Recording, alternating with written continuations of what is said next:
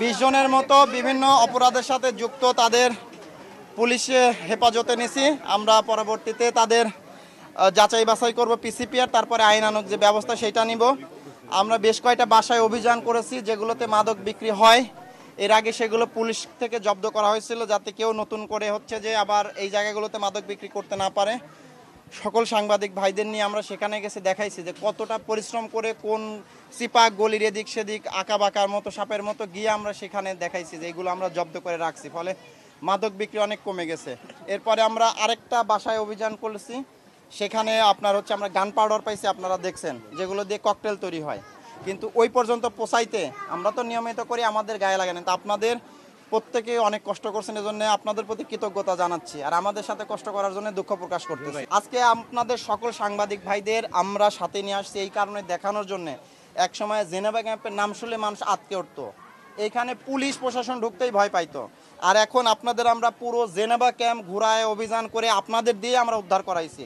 এটা তো বুঝাইছে যে এখন আমরা নিরাপদে অভিযান করতে পারতেছি। এটা কি আমাদের সফলতা না ভাই? নিয়ন্ত্রণে আছে, কিন্তু মুশকিল হলো যেটা বারবার আপনাদের বলতেছি যে এখানে হাজার হাজার মানুষজন যাদের জেনেভা ক্যাম্পের বাইরে আলাদা দুনিয়া আছে এটা জানেই না, এর বাইরে চিন্তাও করতে পারে না, নতুন যে জীবিকার সুযোগ আছে এটা চিন্তাই করে না। আর জেনেভা ক্যাম্পে তো লাখ মানুষের জীবিকা দেওয়ার সুযোগ নাই, তাহলে শর্টকাট উপায় কি? জন্ম থেকে যেটা দেখতেছে সেটা হচ্ছে মাদক, মাদকের ব্যবসা করতেছে, মাদক খাচ্ছে, খাওয়াচ্ছে, বিক্রি করতেছে, এটা নিয়ে সরবরাহ করতেছে। এখানে এটা তো আমরা বারবার বলছি যে এরা এখন আর ভেতরে থাকে না। এই যে 7 নম্বর সেক্টরে ধরেন বুনিয়া সোহেল, টুনটুন কালাম, মানে 7 নম্বর সেক্টরে বুনিয়া সোহেল, টুনটুন কালাম, 4 নম্বরে পারমানু, পিচ্চি রাজা, পাশেরটায় সোয়া সেলিম, শাহ আলম, হ্যাঁ, এই এই লোকগুলোই তো করতেছে। তো এরা এখন ক্যাম্পে নাই, ধরেন এরা এখন ক্যাম্পে। গত 3-4 মাস আমাদের লাগাতার অভিযানে এদের যে আস্তানাগুলো আমরা তো দখল করে নিচ্ছি, আপনারা দেখছেন। দখল মানে পুলিশের হেফাজতে নিয়ে নিচ্ছে, যেখান থেকে ওরা আর এগুলো করতে পারে না। এবং আমরা তো রাত 10টা-12টা পর্যন্ত এখানে থাকি, মানে এখন আমরা জেনেভা ক্যাম্পের বাসিন্দা হয়ে গেছে। এরপরে যখন আমরা একটু চলে যাই, এই যে শেষ রাতে এরা এখন আবার এই যে গন্ডগোল করা শুরু করছে। এখন এদের একটা সমস্যা, এরা তো আর অত চিন্তা করতে পারে না। এরা মনে করে ধরেন আমি এখন এক সেক্টরে আছি, খেয়াল করেন, ধরেন আমি এখন 4 নম্বরে আছি, তো 4 নম্বরের যে সন্ত্রাসী গুরু মানে মাফিয়া চক্র, ওরা মনে করবে 7 নম্বরের লোক আমারে মনে এখানে পাঠাইছে।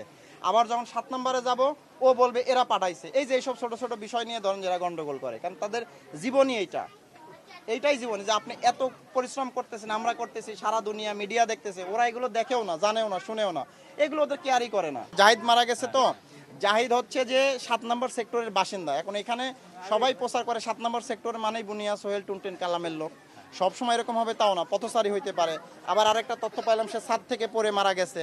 এই কারণে আমি এক্স্যাক্টলি বলতে পারতেছি না সে মারামারিতেই মারা গেল নাকি অন্য কোনো কারণে মারা গেল। এই জন্য আমাদের আসলে তদন্ত এবং অনুসন্ধান দরকার। এর আগে তো আসলে দায়িত্বশীল জায়গা থেকে আমি তো সরাসরি বলতে পারি না যে এইভাবেই সে মারা গেছে, ওর লোক, এর লোক।